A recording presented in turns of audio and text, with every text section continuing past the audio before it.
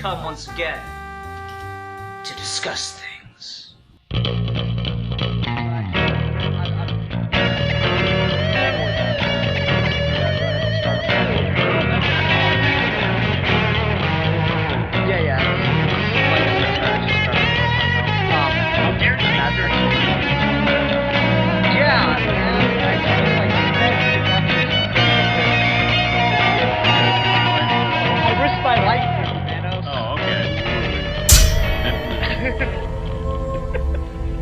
On that note, hi everybody, welcome to another mini-sode of Geeky Gentlemen, and I want to welcome my very special guest to the Ian Harrington Google Plus channel, because that's how YouTube works now.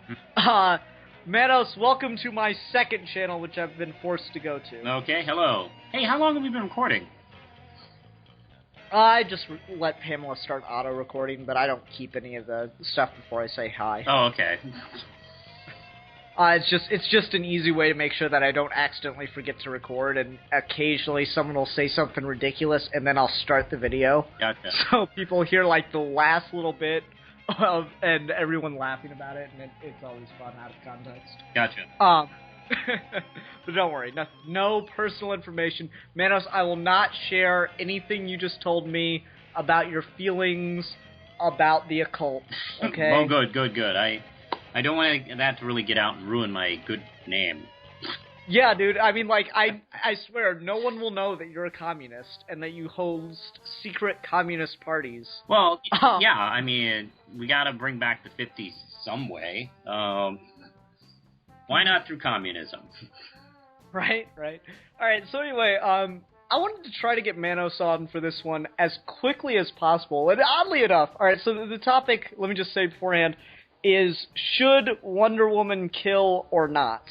Is she one of the heroes where it's somewhat acceptable for her to kill? And oddly enough, I asked Manos if he'd be willing to do this a couple days before the big Wonder Woman news hit the internet. And now I wanted to, like, make sure we got it out relatively quickly on the tails of that. Manos and I's schedules just would not co-align, which is why it's kind of rather late. But I wanted to get, something Wonder Woman out there after that big news drop. So, like, real quick, you want to talk just quick thoughts on the casting decision, Manos? Sure. So far, I guess I'm on board with it. I'm not familiar with the actress, since I have not seen any of the Fast and Furious films, and I haven't seen any of her work. But That's the thing. That's about all her work. I mean, okay. I looked at her IMDb page. There's the Fast and Furious franchise, and then there's basically, like, some independent or student work. Okay. Wow. That's, like, impossible to find. That means I may have a bigger film resume than she does, which is crazy. But I watched interviews with her. I like her accent. I hope she keeps the accent for the part. I hope they don't try to have her Lucy Lawless it and try and do like a standard American accent. I would like her to keep her natural accent in it. Well, like, the thing that I found absolutely hilarious about this is I was at work when I got the news through Twitter. Superhero enthusiast Alex was the first one to tweet about it, and his second tweet comes about half an hour later, and he's like, "We've known Gal Gadot, whatever, is Wonder Woman for less than half an hour, and yet I've already seen fanboys saying she's too skinny or she's not hot enough," and then he hashtags it with "fanboys are pigs." And then my girlfriend tweets at me about an hour after that about the news. She goes, "My only complaint is that she's too skinny." I just thought it was hilarious. Well, fanboys are pigs. Let's not confuse the point. But no, but I just thought it was one of those little. Yeah, saying she's not hot enough is ridiculous. Because I mean, any of those guys who said that would, like, on a dime go for her if they had a chance with her. Yeah. So let's be real. Too skinny. She does look skinny in some shots. I will agree to that. But it is Hollywood, and if you're not anorexic, you're fat. So yeah, but also, I mean, I think the best point is look at Christian Bale before Batman Begins. He's a man. Different rules. Well, no, I mean just like the size rules. of his body. It's Fair enough. It's bullshit system, and I want it to go away. But no, you can't use that as an example. You have to use a female stuff. I would hope that maybe she bulks up. Well, like, the interesting thing, I did some reading up on her, because I was just interested to see what I could find on her. She apparently trained in the Israeli army. Yeah, she's a former soldier. Yeah, I thought that was really interesting, so, I mean, she's probably able to bulk up. She's just sitting at a different weight set right now for, more mainstream parts. Yeah, that's what I'm thinking. That actually gives me a lot of hope, hearing about her past. Like, yeah, for those of you who don't know, if... the Israelis have a draft. It's not like our system where you cannot, serve if you don't feel like it. No, you have to serve in Israel. Man or woman doesn't matter. So, yeah, she's already been a soldier in a and maybe even seen some combat. I don't know. So I think that gives me a lot of hope for her as the part. I don't know. So far, so good. Here's the thing. I'm just concerned about how the treatment of the character will be. I'm not really worried so much about her. I think so far she seems like, a pretty decent choice. I'm just worried about how the character will be written and how she'll be directed. I don't know if Goyer and Nolan are working on this. Or I don't know if they're working on this script.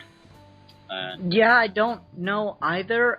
Zack Snyder's been reasonably good with at least semi-strong females. I mean, everybody makes fun of Sucker Punch, but at least he tries, if nothing else. I mean... I do, yeah. I mean, there are people who either say that was him doing his best with strong female characters, and some people even think those are just sexist fantasies. Which is... I kind of come on the middle there. I mean, I've seen people... do female characters as sexist fantasies, and I don't know. I don't really think that really qualifies, at least in my opinion. Yeah. But I hope Nolan doesn't write the script or doesn't write the plot or anything like that. I hope he's not involved with the writing at all. Actually. Well, he was barely involved with Man of Steel. Yeah, I could tell. But I did feel like he had a lot to do with the pacing. You could definitely feel a lot of Nolan in that movie. Oh, definitely. And, I mean, I like that feel of it, and I hope we get at least some of that back for Batman, Superman. And that's the thing, I don't even know if Wonder Woman's going to be, like, more than a walk-on cameo kind of role in this, just to introduce her. Because what people don't realize is this is how marketing works now. So everyone out there that's a Wonder Woman fan that's reacting super negatively to this news is more or less shooting the character in the foot for getting her own movie, because this is how they react. This is how they decide what they're going to do, is they let out leaks and then see how the internet reacts, as opposed to having to, like, actually do work of polling people. They just see what the mass reaction is and go, okay, we're not going to do that then. I think this is... Now, granted, I don't know everything, I could be wrong, but I have a theory that putting her in this film is their way of keeping a lid on the fan anger, which has been growing for the last few years. Now we've seen just about every Marvel character have a movie. Yeah. And, it looks like they're going to be setting up, they're going to try to do a DC Cinematic Universe. And there's, like, no mention of Wonder Woman, and it's ridiculous. It's absolutely ridiculous. She is, like, the third biggest character. Yeah. And they constantly give us these bullshit excuses. So, yeah, it's kind of becoming a thing where when's the Wonder Woman film coming? And I do think this is their half-assed attempt at kind of nipping that in the bud. Now, there needs to be a Wonder Woman film after this with this actress. That needs to happen. They can't just do this and then put her in the Justice League film and expect fans to just shut up. Because let's say if she's good, in the Batman Superman movie, and she's good in the Justice League movie, that's going to even make it worse because we're going to want to see a whole movie with this version of Wonder Woman. And then they're going to keep going, well, no, hey, I know Hunger Games and Frozen did really well, but people don't like to see movies with female leads. Because, Catwoman did really bad like 10 years ago, so obviously that proves... Well, obviously it was based on the fact that it was a woman actress, Yeah, that was... It is not hard to do a good Catwoman movie. Make it a heist movie. It'd be awesome. Well, that's the thing that's so frustrating. Like, one movie with a female lead bombs, and that ruins everything for a fucking decade. It's like, no, it can't happen. Oh, it can't be possibly that movie was a bad piece of work. No. Oh, it was the woman. Blame the woman. Yeah. And that, that is the litmus test for everything. Like, one movie. It's ridiculous. And it just shows kind of what what we are as a society right now. So... Yeah, sexism isn't dead. But actually, this gets us toward the topic, and I think it's a good place to branch off and get to the actual topic of the video, if you don't mind. No, not at all. Alright, so... I'm gonna, just say... You want to just get broad generalizations? I'm gonna hazard a guess at where you're standing here, but I guess I'll go first. On the topic of should Wonder Woman be a character that it's okay for her to kill, I'm gonna say yes. Okay. Now, I want to say, I also agree. I think yes, too. Wow. Yeah. I am shocked. I really expected you to be on the other side of that. No, I think Wonder Woman is an interesting middle ground in between Batman and Superman. Mm-hmm. Where, actually, if anything, both Batman and Superman are always going too far. Now, we're just talking about comic books. But, I mean, these characters, I've seen them go to extreme lengths not to kill. And I think Wonder Woman, who is someone who believes in truth, and if she really does believe in truth, you can't deny that in battle you may have to kill someone. Yeah. And I think she is that middle ground character for that kind of philosophy. Like, I read Superman versus Aliens, where Superman is bending over backwards not to kill one of those fucking alien character things. Mm-hmm. It's like, come on, if there's anybody, anything, any living creature you can kill, and it's okay, it's the aliens. But no, even then, he's trying his best not to kill them. Yeah. That's ridiculous. The reason I love Superman. I love that philosophy. I mean, my own character, Red Knight, has that kind of philosophy. But you know what? Wonder Woman is right in the middle, and she's raised on by Amazons who have killed people, and know that you go in battle, and you don't go to tickle the other. You go to kill them. No, the Amazons are a male fantasy. All they do when they go into battle is tickle each other. Yeah, I know. Well, have pillow fights. Well, enough of the New 52 version. But, I believe, a lot of Wonder Woman fans went apeshit when she killed Maxwell Lord. I really liked it, because, she didn't just, show up and, snap his neck like some people treat it. She shows up, she has to fight Superman, she gets her ass kicked doing it. It's one of those things where you should see the other guy. But, she gets her ass kicked. I love that scene where she takes the bracelet because her wrist is broken, and she snaps the bracelet up to hold her split. That was so brutal. Yeah, and she does everything she can to fight Superman off and pacify him, but she knows she can't do that because he's fucking Superman. And then she gets the lasso around Maxwell Lord, and she's like, how do I stop you? And he tells her, kill me. And she just doesn't hesitate in it. She just does it because she knows that's the only option at that point. Yeah, and I like the look on her face. She's not happy about doing it, and she's not reveling in it, like I've seen some characters do. She hates the fact that she has to kill him, and also, he's kind of helpless. I mean, he's far less powerful than she is, and, he's snatched in the lasso, but, he has, Superman as a weapon, and with a thought, you could have him kill anybody, and it's a shitty situation to be in. Yeah, and that's what I like about her. She's not like the Punisher, where she'll just fucking kill anybody for anything, no matter what. Yeah. But, and don't get me wrong, I like the Punisher still, but she's not that kind of, like, you know, crazed person. She doesn't like killing. She doesn't do it because she thinks she has to all the time. She just does it when she knows there's no alternate option. That's what I really like about it. There's a difference between killing on the battlefield and straight up murder. Mm-hmm. What the Punisher does is murder, which is why I don't like the Punisher very much. I think he's a murderer.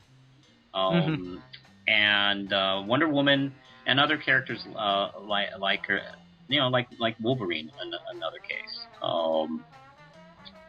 Although you can make some arguments that he can be a murderer too, but a number of characters like Wonder Woman understand that, you know, you don't always have that luxury. And, you know, if you're powerful as Superman or Spider-Man or Green Lantern, well then, yeah, you can get away with not killing people as best you can. Yeah. But I'm sorry. You know, I got into this argument quite a bit with people about the Man of Steel movie. Yeah, sorry. Sometimes fate does not smile your way, and you're going to have to do something you don't like. That's kind of how it is. Sorry. And that's one of the things I like about Wonder Woman. That you know, she does stand for truth, and when you stand for truth, that means you gotta kind of go all the way with it. Yeah. Well, I mean, it's odd how much we agree on this. I'm noticing that I'm just kind of saying, yeah, Manos, you're totally right about everything. Except Punisher not being cool. I mean, Punisher's a badass. He rocks those go-go boots. Yeah.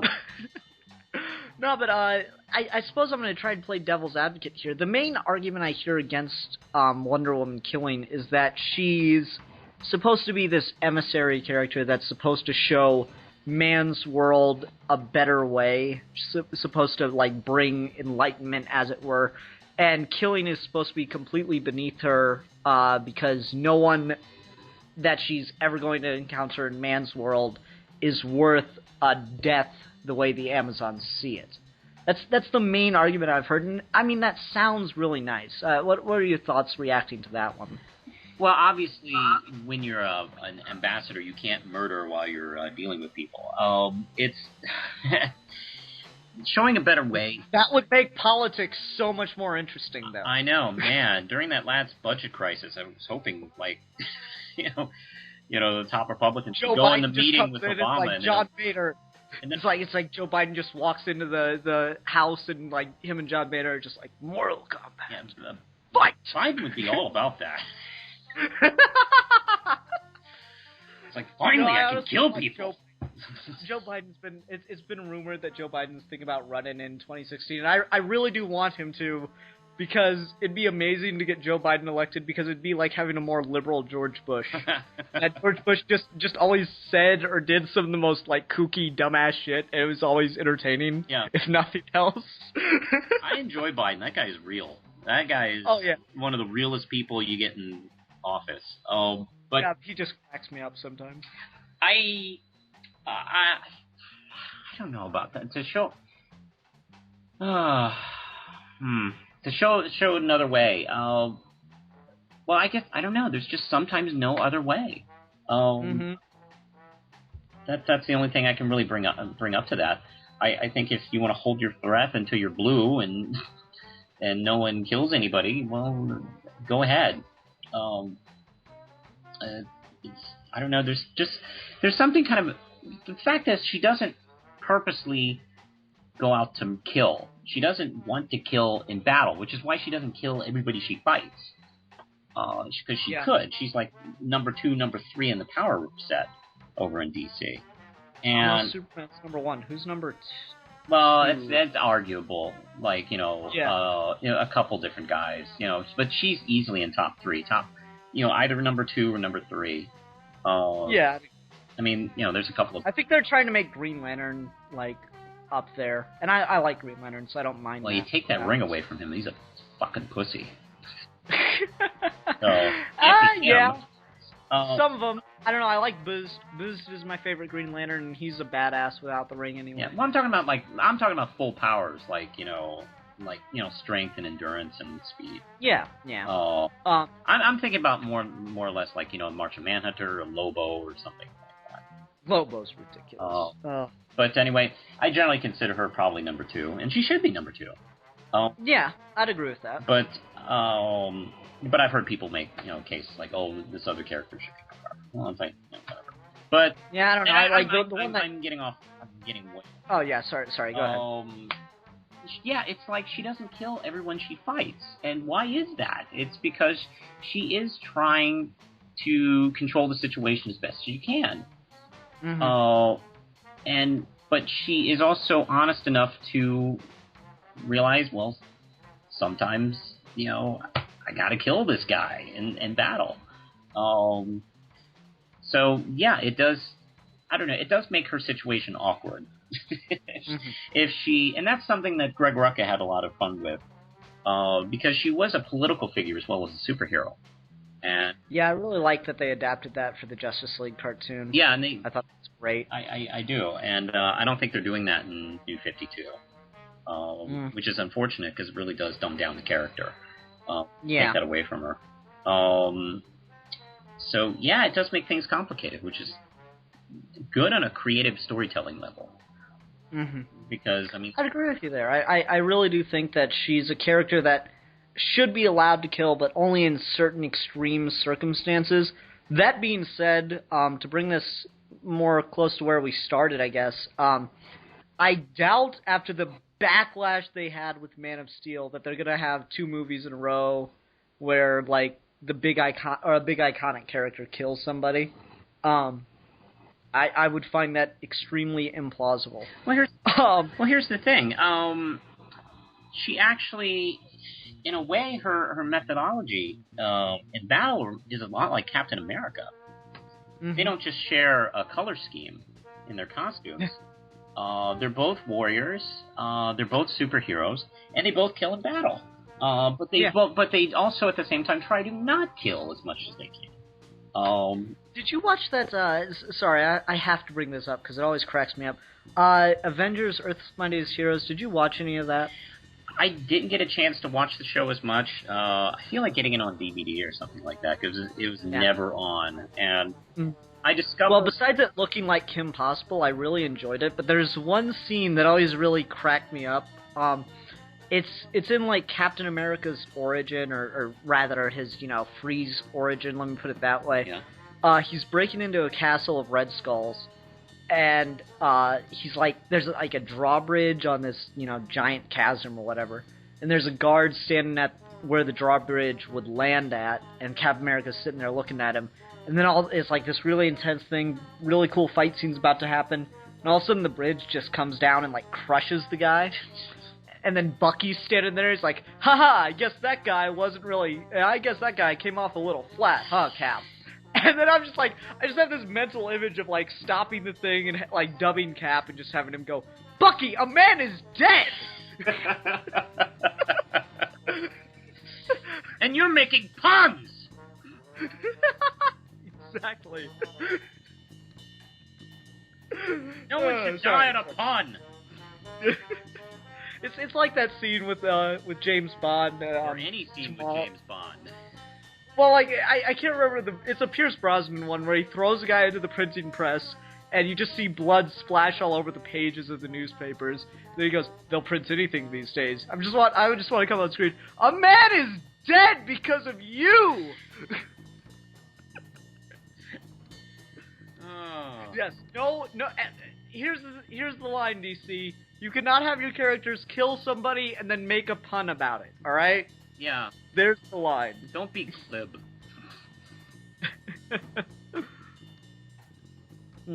Speaking of Brosnan, he always did seem like it really hurt him to say those lines.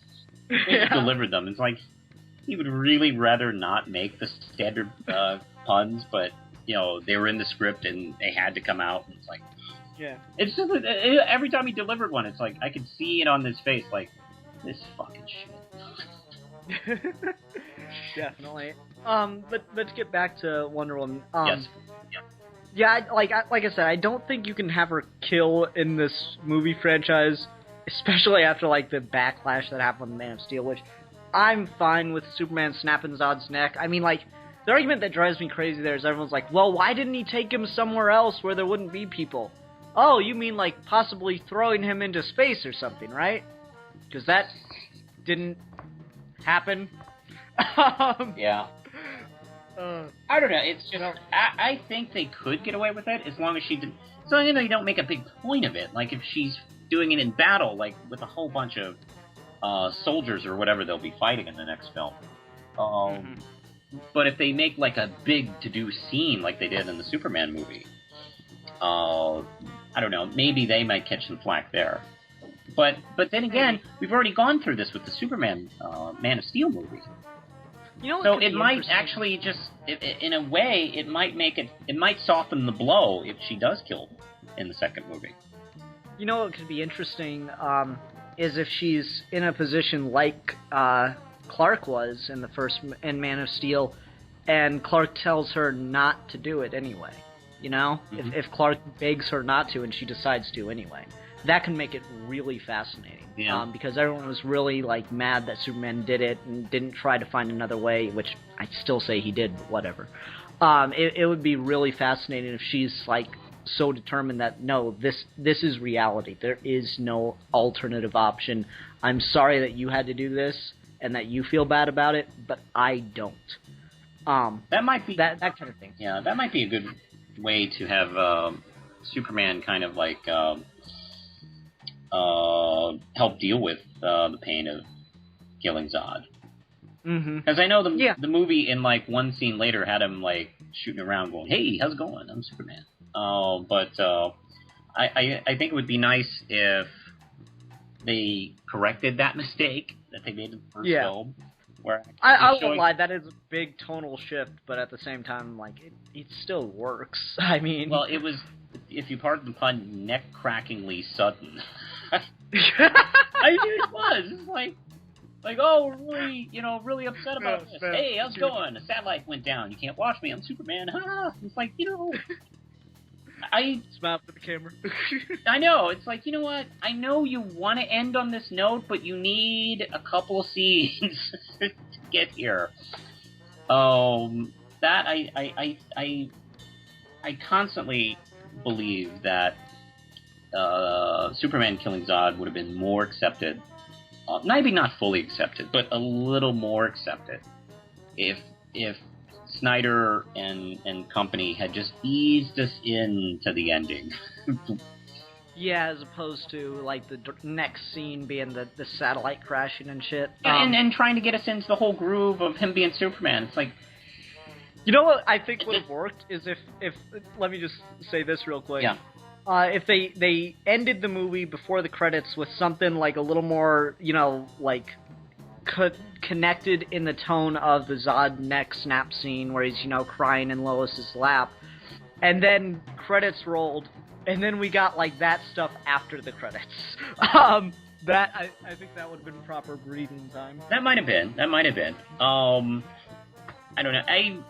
I'm just thinking like, I'm just really concerned about her portrayal in the film. Not by the actress. I'm fine with the actress. I just, when you add Wonder Woman, I want it to be a Superman, Batman, Wonder Woman movie. Not Superman and Batman with Wonder Woman in it. For the longest time before it was announced, I was saying I really want a Superman, Batman movie before we get a Justice League movie. Yeah. And DC's been talking about they don't want to be a carbon copy of the Marvel Cinematic Universe where it's one movie for each character, and then you get the Justice League movie, basically.